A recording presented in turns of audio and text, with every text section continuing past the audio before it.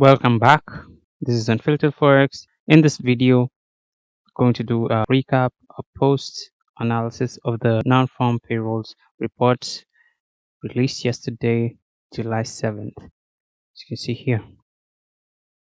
So we're going to begin. Let's just read what's here. Payroll employment increases by 200,009 in June. Unemployment rate changes little at 3.6%. You can see the total non-farm payroll employment increased by 2009. Unemployment rate little change.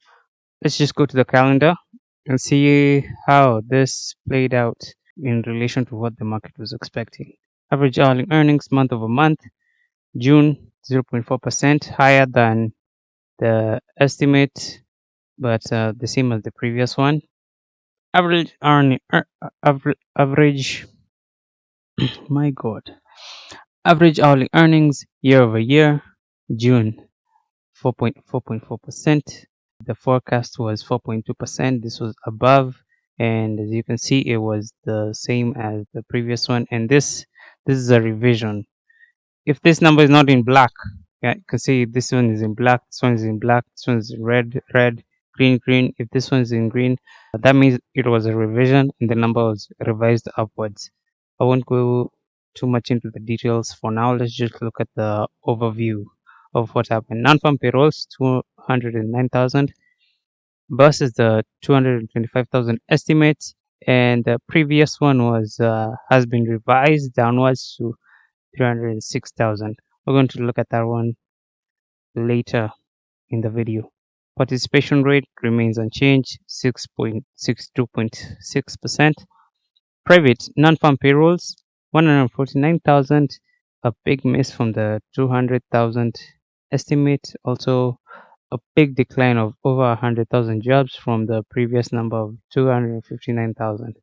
You can see this number being in red means it was revised lower. Unemployment rate 3.6% according to the estimate, and slightly lower than the previous one, 3.7. Now let's go to the jobs report itself. Look at what the data said. Look at what so the overview here first is that this 209,000 number, it's not weakness and it's not strength. I wouldn't call that either of the two. It's just a neutral number. It just shows softening, right? Let's look at the trend. These are the numbers. Yeah, from last year. No, this is not even last year. This is 2021. The numbers are very high. You can see it's on a downward trend. So this 209,000 number is just not weakness. It's not strength. It's just softening, because earlier in the week, when the week was starting, before we got the ADP reports, before we got the job openings numbers, before we got the ISM PMIs, the estimate was actually at 200,000. I don't know if I can get that screenshot right now, but let me try and look for it. This is my Discord. I usually share these things here. Let's look at that. The estimate. Yes, this here. As you can see, the estimate down below here was at 200,000 at the start of the week. The estimate was at 200,000 for the NFP. The unemployment rate estimate was at 3.7%. And then throughout the week, as you saw, incoming data came out. You can see July 3rd. This was on a Monday, I think. Yes, as you can see, the data came out. Incoming data throughout the week, job openings, ISM non-manufacturing PMIs, ADP non-farm, the manufacturing PMIs. When the incoming data came in, that's when the estimate shifted, and by the time we were getting to the NFPs, the estimate was at 225,000. By the time we're getting to the NFP, the estimate was at 225,000, and it actually came slightly lower. Okay, that part is done. Let's look at the revisions, right? Let's look at the revisions. Let's look at the revisions. This is the report itself. News release, Bureau of Labor Statistics, transmission of material, this news, blah, blah. Going down here, it's somewhere on page 3. Yes, this is where we are now. The change in total non-farm payroll employment for April was revised down by 77,000 jobs from 294,000 to 217,000, and the change for May was revised down by 33,000 from 339,000 to 306,000. With these revisions, employment in April and May combined is 110,000 lower than previously reported. This is where the peak is 77,000 from 294,000 to 270,000, and then the change for May was revised down by 33,000 from this number to this one, 306,000. Let's go to this revision is here. It's accurate, 306,000, and then the report also says the May number was revised downwards to 217. I don't know. I can't write that. 217, which is lower than this one, even lower than the actual number reported on that day. So you can see the picture here. This number is 217. This number is 217K after the latest revision. And then the previous number was 165K after the revisions. You can see that was a very big revision, very big downward revision. Generally, these revisions of late have been coming in to show that the labor market is not as strong as the NFP itself shows. Even this one, this 209,000 number, probably in the next month's release, the July jobs report is now going to show that this number has been revised downwards to maybe 180K, 190K. I am sure something like that is very likely to happen. Very likely to happen, especially with all the revisions that have been coming in. Such a downward revision is very likely to be seen. Something else I should talk about is the CME Fed Watch tool. This is where we're going to look at the market reaction. How did this report affect the market? In general, as I've said, this was a soft labor market reading. Soft in that it's not strength, it's also not weakness, it's just moderate growth. And this is the kind of thing the Federal Reserve would want to see. This is the kind of reports that motivates the Fed to be moderate at the rates at which they're hiking rates. They say they're done, they say they're not done, they come again and reiterate, they say we might have to go higher, they come again and say we're just going to be data dependent. There's a lot of mixed sentiment right now, and when this report comes out as it has come out, of course that means the Fed might not have to raise rates thrice in the year, maybe twice, maybe 2 more hikes only. Let's just look at the tool. Yeah, this shows the meeting probabilities. 7th July, the July meeting date 26th. It's 18 days to the meeting. Yes, 7% probability of a pause, very low at 7%. Probability of a hike, very high at 93%. And you can see here, this is the probability of a second hike, this is the probability of a third hike. And the probability of the third hike is quite low. We're going to see. We're going to wait for next week when you get the inflation data, when you get the CPI, core CPI. So when these probabilities are going to shift again big time. shift. Okay, let's look at some articles here. So this is CNBC.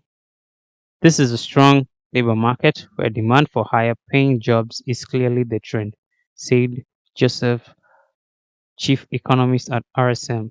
So I think it's no longer appropriate to talk about an imminent recession given those strong gains in jobs and wages.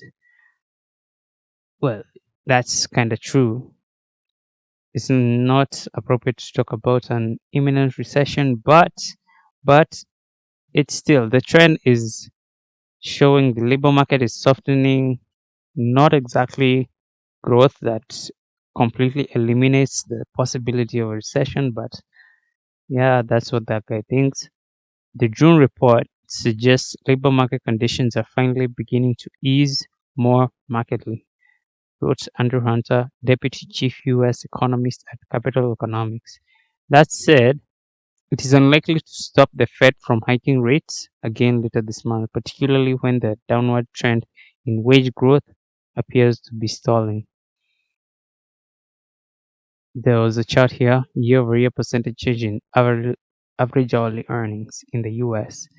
You see 4.3%, 4.4, 4.3, 4.7, 4.4, 4.8, and here the main number, as you have seen, it got revised. Yes, the main number here got revised to 4.4. Let's open. Let's open and see.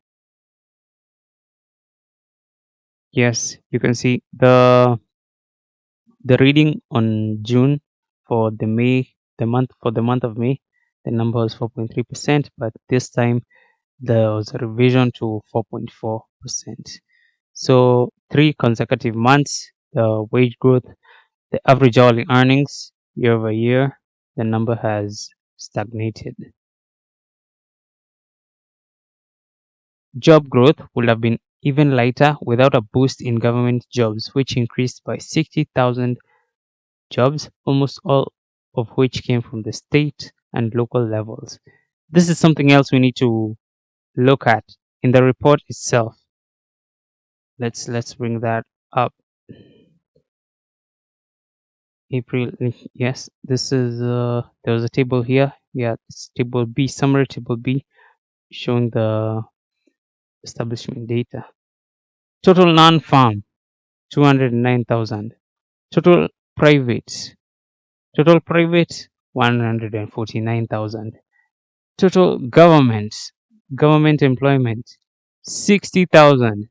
So you can see here the actual number in the private sector was very low, by the way. You can see in the previous month it was 259,000. In the other month, in the preceding month, it was 179,000. And then now it's at 149,000 jobs. The government, the government hiring here is usually what gives the NFP a boost. Every time the total private numbers is quite low, the government hiring is what boosts the NFP number, the overall NFP number into these big figures, big beats we see every now and then. It's usually the government hiring, right? So looking at a sector by sector basis, transport, the biggest employers were this healthcare, healthcare and social assistance, 65.2, 65,000 jobs. Uh-huh. Another one, 73. Yeah, private. No, this is under. Yeah, this is the same one. Something else. No, I can't seem to be able to skim through them. Goods producing, mining. This is construction. Yeah, construction jobs were very much expected to increase, especially since we got the home building data, new home sales, new building permits, that housing numbers in general were very strong. So you can expect the construction sector to be strong on the employment numbers as we are seeing here. Yeah. Otherwise, from the surface, it looks like a soft report, but when you go underneath and look at where these jobs came from, you can see it was actually somewhat a very, not very, it was somewhat weak in that this private number is what was very weak, and the government hiring down here, this is what really boosted the whole report. Let's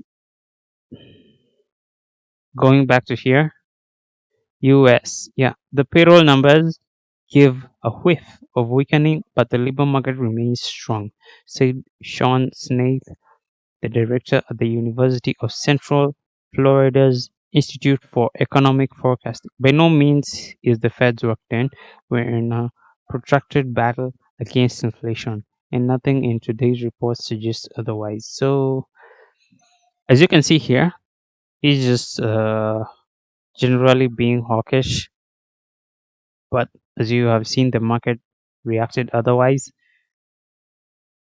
The the main data, the main mandate of the Fed currently, price stability, dealing with inflation. The main data is coming out next week with the CPI numbers, core CPI, and you're just going to look at something. There was something here down.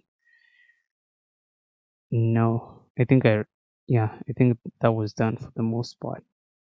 Monthly job creations in the US. You can see it's a steady downward path. Just falling steadily. Yeah, this is inclusive of the revisions. I can see that this is inclusive of the revisions, and you can see the number is just falling. It's just softening. We can't call this a labor market crash. It's just softening. Something else I did mention about the private non-farm payrolls.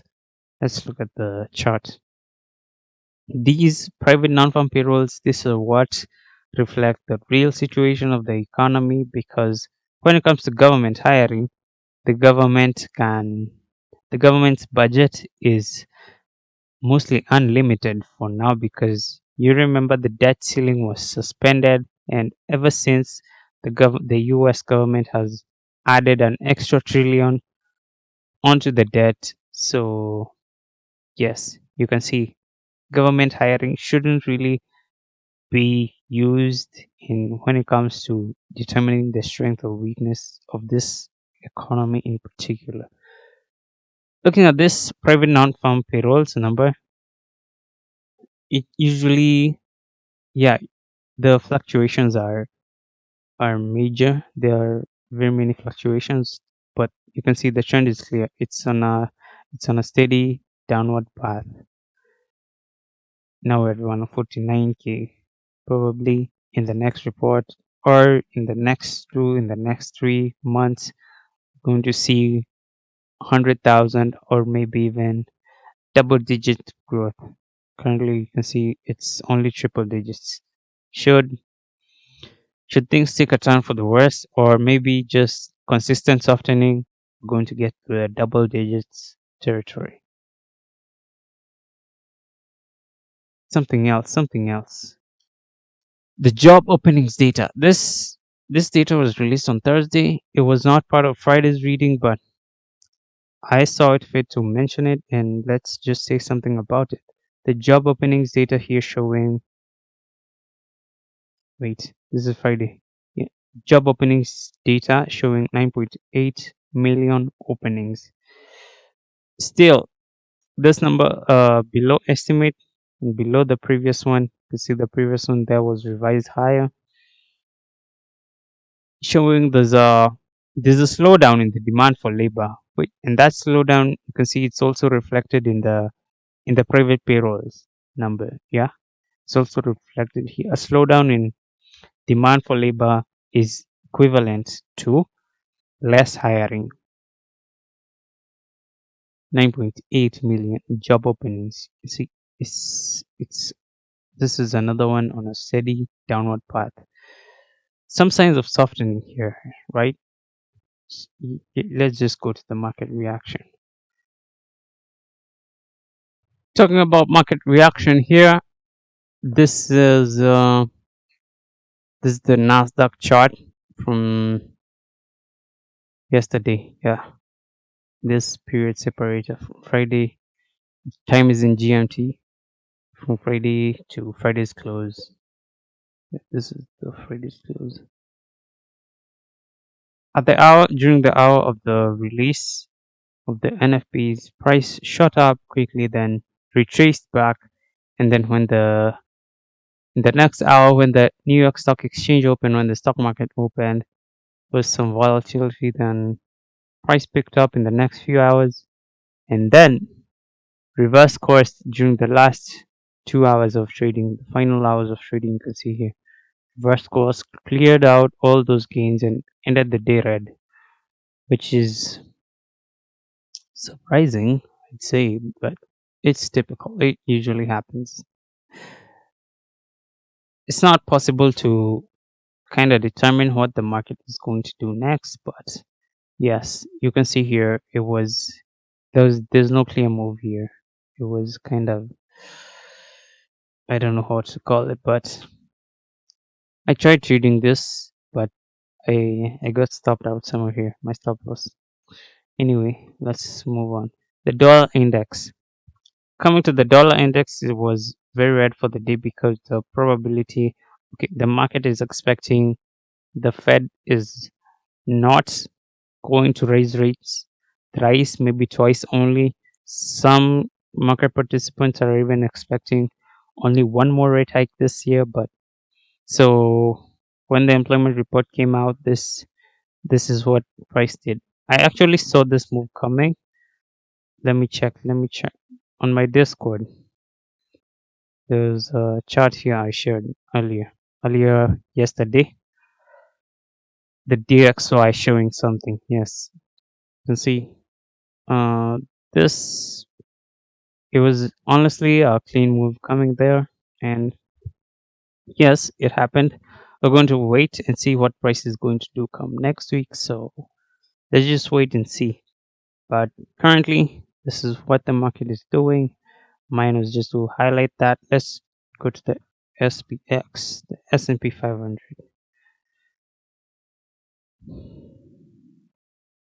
Is this, yeah, S&P 500, similar reaction to the Nasdaq, almost the same. During the hour of the release, the market pumped, then reverse coursed. Then during the next hour when the stock market opened, price shot up for the next few hours, and then in the final hours of trading, the market just reversed and cleared out all those gains, cleared out everything, and ended the day almost flat. Yeah, ended the day flat. So that was it. Coming next week, let's zoom out a bit. Coming next week, I don't know what price might do next, but of course, that's going to be dependent on the kind of data we get. But currently, I'd say the downside potential is pretty alive, is very alive, especially if we see signs of inflation. If we see signs of inflation on the rise, still being stubborn, especially with the core inflation number going to see the S&P 500 go down maybe to that level, or maybe even to this low. And once this low breaks, once that low breaks, what's price going to do next? This low, this low. Once this one breaks and price just from here, I guess that's going to be a free fall. Price maybe, yeah, we're going to call it a wrap. The bull run or the AI hype or whatever good news that was making the market pump seems to be over, and now we're back to reality where the market now is no longer fighting the Fed. I'll end that one. I'll end that one here. I'll say more about the events that happened in the week when I'm doing my weekly summary video. It should be out tomorrow or today also. We're going to see what the market is going to do. Anyway, That was it for the NFP. I don't believe I have forgotten anything. Yeah, I had some short notes here. Said everything that I needed to say. Anyway, that's it. Thanks for watching. Wait for the next one.